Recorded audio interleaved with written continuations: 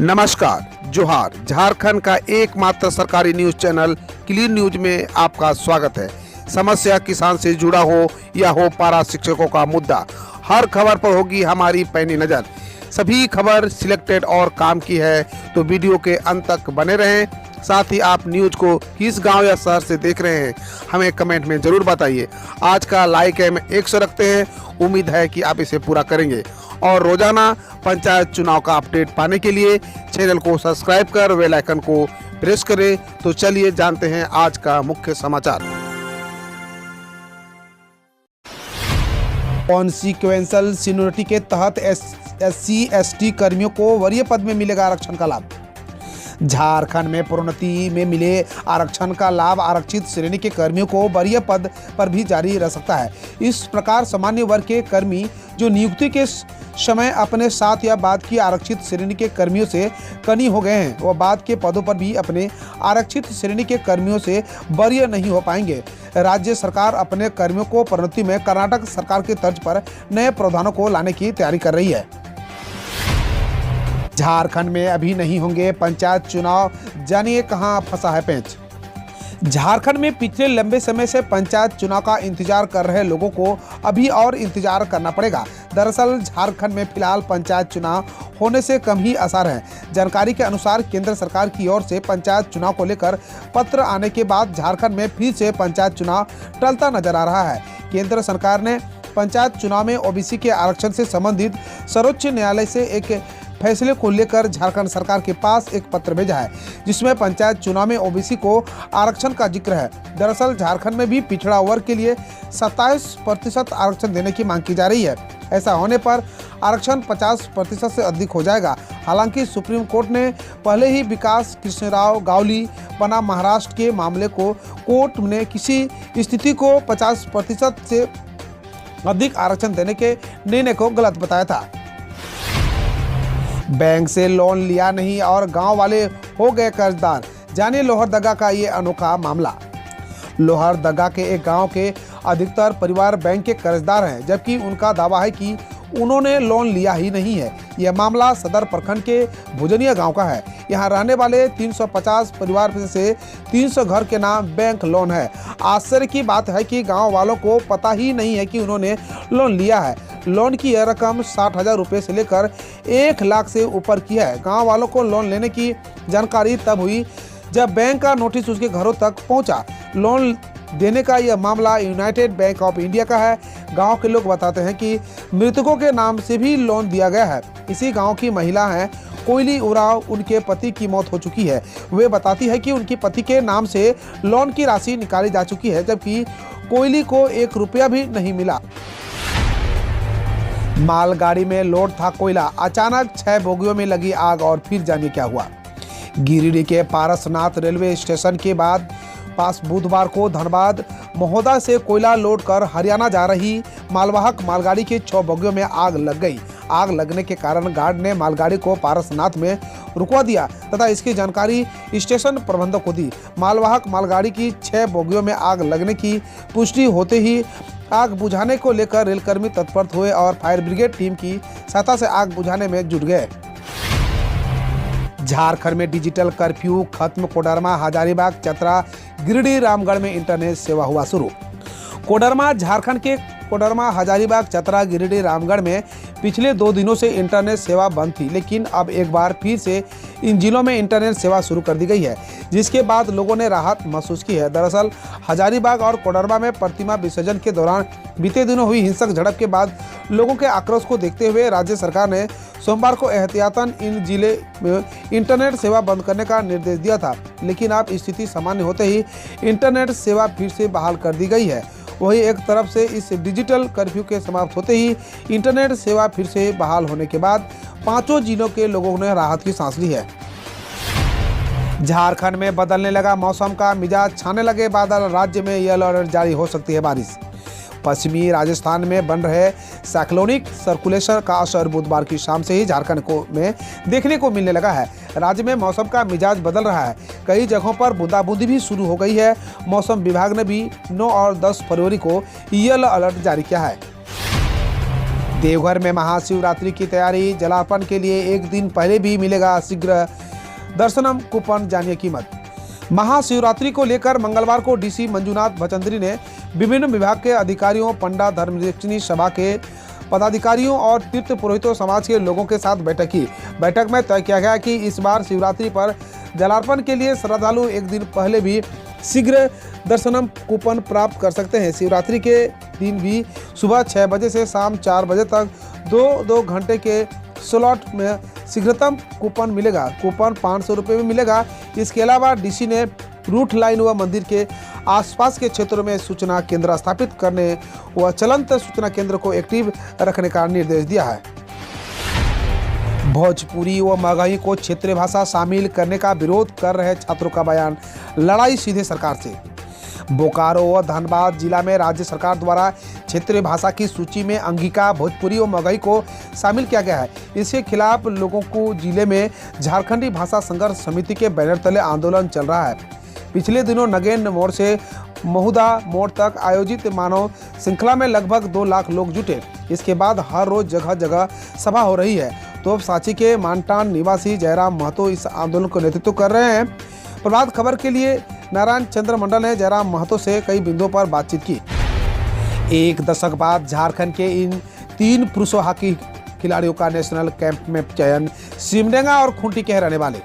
झारखंड के 3 पुरुष हॉकी खिलाड़ियों का चयन जूनियर भारतीय पुरुष हॉकी के नेशनल कैंप के लिए किया गया है। भारतीय टीम में राज्य की महिला खिलाड़ी लगातार अपनी उपस्थिति दर्ज कराती रही है, लेकिन एक दशक बाद पुरुष खिलाड़ियों का चयन राष्ट्रीय कैंप के लिए किया गया है। 14 फरवरी से 31 मार्च तक बेंगलुरु में होने वाले कैंप के लिए चयनित खिलाड़ियों को असीम तिर्की व डेनिस केरकेटा यानी जो सिमडेगा और बिरसा ओडिया खूंटी का शामिल है। खोरठा के बदले सिलेबस को लेकर विवाद शुरू, जानिए क्या है वजह। झारखंड कर्मचारियों चयन आयोग की ओर से चल रही झारखंड सामान्य स्नातक योग्यताधारी संयुक्त प्रतियोगिता परीक्षा का आवेदन शुरू होते ही विवादों में आ गया है। उम्र सीमा विवाद के बाद ताजा विवाद खोरठा भाषा का दूसरी बार संशोधित सिलेबस जारी करने को लेकर हुआ है। झारखंड सामान्य स्नातक योग्यताधारी संयुक्त प्रतियोगिता परीक्षा के दूसरे पेपर में जनजातीय और क्षेत्रीय भाषा के तहत खोरठा भाषा है। जनजातीय और क्षेत्रीय भाषा की सूची में शामिल अन्य भाषाओं में खोरठा एकमात्र ऐसी भाषा है जिसका परीक्षा होने से पहले 2 बार सिलेबस बदला जा चुका है। इसे लेकर उम्मीदवार आक्रोशित हो रहे हैं। पीडीजे ने कहा, नेशनल लोक अदालत में अधिक से अधिक मामलों का हो निष्पादन। जिला विधिक सेवा प्राधिकार के अध्यक्ष प्रधान जिला व सत्र न्यायाधीश सत्य प्रकाश सिन्हा की अध्यक्षता में 12 मार्च को आयोजित होने वाले नेशनल लोक अदालत की सफलता को लेकर व्यवहार न्यायालय के कार्यालय कक्ष में न्यायिक पदाधिकारियों के साथ बैठक की। उन्होंने कहा कि नेशनल लोक अदालत में अधिक से अधिक मामले का निष्पादन सुनिश्चित हो, इसके लिए सभी को सकारात्मक पहल करने की जरूरत है। उन्होंने कहा कि नेशनल लोक अदालत में आम लोगों की आकांक्षाओं के अनुरूप विभिन्न विभागों के साथ समन्वय स्थापित करने की जरूरत है। इसके अलावा 27 फरवरी को सशक्तिकरण शिविर को सफल बनाने की दिशा में भी विमर्श किया गया है। इसको लेकर 14 फरवरी को विभिन्न विभागों के पदाधिकारियों के साथ बैठक आयोजित करने की दिशा में विचार विमर्श किया गया है। इस अवसर पर न्यायिक पदाधिकारी उपस्थित थे। शिक्षक पात्रता की जांच हर माह में 11 फरवरी तक पूरी होगी, शिक्षक मंत्री विजय कुमार चौधरी। बिहार राज्य के प्रारंभिक विद्यालयों में रिक्त पदों पर वर्ष 2019 से प्रारंभ हुई नियुक्ति की प्रक्रिया के दौरान चयनित सभी अभ्यर्थियों को पात्रता उत्तीर्णता की जांच हर हाल में 11 फरवरी तक हो जाएगी। समयबद्ध तरीके से इसे पूर्ण करने को लेकर शिक्षा विभाग ने सभी जिलों के जिला शिक्षा पदाधिकारी और बिहार विद्यालय परीक्षा समिति के अध्यक्ष को मंगलवार को निर्देश दिया है। गौरतलब है कि जुलाई व अगस्त 2021 तथा जनवरी 2022 में हुई काउंसिलिंग में करीब 33,000 अभ्यर्थियों अंतिम रूप से चयनित हुए। शिक्षा मंत्री विजय कुमार चौधरी ने 25 फरवरी को सभी चयनितों को एक साथ नियुक्ति पत्र देने की घोषणा कर रखी है। 12 फरवरी को होंगे एक्शन शुरू, महाराष्ट्र में होगा टूर्नामेंट। 2022 की तैयारियां जोरों शोरों से चालू है। फ्रेंचाइजी के साथ साथ खिलाड़ी भी तैयार हैं। 12 और 13 फरवरी को पहला ऑक्शन आयोजित किया जाएगा। सूत्रों के मुताबिक इस ऑक्शन में 3 खिलाड़ियों पर बड़ी बोली लगाई गई है। इस लिस्ट में देवदत्त पादिक्कल, राहुल त्रिपाठी और ईशान किशन का नाम भी शामिल है। बता दें कि इस ऑप्शन में 500 से अधिक खिलाड़ियों को शामिल किया गया है। सूत्रों के अनुसार अंडर 19 विश्व कप के विजेता कप्तान यश ढूल और ऑलराउंडर राज बाबा भी शामिल होंगे। कुछ खिलाड़ियों के ऑक्शन में शामिल न होने की खबर भी चर्चा में है। इसी के साथ इस बार का IPL बहुत खास होगा क्योंकि अहमदाबाद और लखनऊ टीम भी शामिल होगी। एम्स दिल्ली में भर्ती होने या सर्जरी से पहले अब नहीं करना होगा कोविड-19 टेस्ट। एम्स दिल्ली ने बुधवार को अस्पताल में भर्ती होने और सर्जरी से पहले नियमित कोविड-19 परीक्षण बंद करने की घोषणा की है।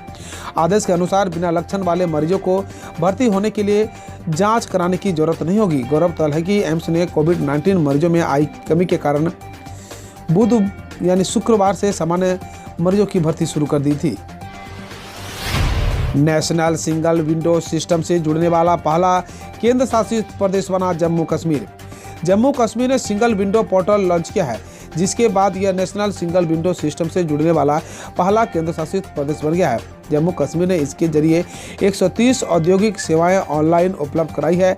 गृह मंत्रालय ने कहा कि यह निवेशकों को जानकारी इकट्ठा करने और विभिन्न हितधारकों से मंजूरी प्राप्त करने के लिए विभिन्न प्लेटफॉर्म कार्यालयों पर जाने की जरूरत खत्म करेगा। हिजाब विवाद के बीच बेंगलुरु में स्कूलों कॉलेजों के पास विरोध प्रदर्शन पर 2 हफ्ते का बैन लगा। कर्नाटक सरकार ने बुधवार को बेंगलुरु में स्कूलों, डिग्री कॉलेजों और अन्य शैक्षणिक संस्थानों के गेट से 200 मीटर के दायरे में विरोध प्रदर्शन पर 2 सप्ताह के लिए प्रतिबंध लगा दिया है। आदेश के अनुसार स्कूल कॉलेज में यूनिफॉर्म को लेकर राज्य के अन्य भागों की तरह बेंगलुरु में भी विरोध प्रदर्शन की संभावना को देखते हुए प्रतिबंध लगाया गया है। हिमाचल प्रदेश में सरकार ने कोविड-19 मामलों में कमी के बीच खत्म किया रात्रि कर्फ्यू। हिमाचल प्रदेश सरकार ने कोविड-19 मामलों में कमी के बीच रात्रि कर्फ्यू हटा दिया है। 5 जनवरी से रात 10 बजे से सुबह 5 बजे तक कर्फ्यू लागू हुआ था और 31 जनवरी से इसे 1 घंटा बढ़ाया गया था। नया आदेशानुसार इंडोर व आउटडोर जगहों पर शादी, अंतिम संस्कार जैसे कार्यक्रमों में 50% क्षमता तक लोग शामिल हो सकेंगे। कांग्रेस ने यूपी में किया 20 लाख रोजगार, बिजली बिल आधा व किसान कर्ज माफी का वादा। कांग्रेस ने उत्तर प्रदेश विधानसभा चुनाव के लिए घोषणा पत्र जारी कर 20 लाख रोजगार और सरकार बनाने के 10 दिनों में किसान कर्ज माफी, कोविड-19 काल के बकाया बिजली बिल की माफी और सबका बिजली बिल आधा करने के वादा किया है। पार्टी ने किसी भी बीमारी के लिए 10 लाख तक का मुफ्त इलाज और संविदा कर्मियों को नियमित करने का भी वादा किया है। राजभर ने कहा, यूपी में हमारी सरकार बनी तो बाइक पर 3 लोगों को बैठने को चालान फ्री करेंगे। सपा नित्य गठबंधन में शामिल SBSP के अध्यक्ष ओम प्रकाश राजभर ने कहा, उत्तर प्रदेश में हमारी सरकार बनते ही बाइक पर 3 सवारी को यानी चालान फ्री किया जाएगा। उन्होंने कहा, ट्रेन के एक कोच में 70 सीट होती है, उसमें 300 लोग आते हैं, ट्रेन का तो चालान नहीं होता है। 9 सवारी पर हम रोज ऐसे ही न्यूज लाते रहेंगे। तो यदि आपने अभी तक क्लीन न्यूज को सब्सक्राइब नहीं किया है तो पहले फटाफट सब्सक्राइब कर लें, साथ ही बेल आइकन को दबा दें ताकि कोई अपडेट मिस ना हो।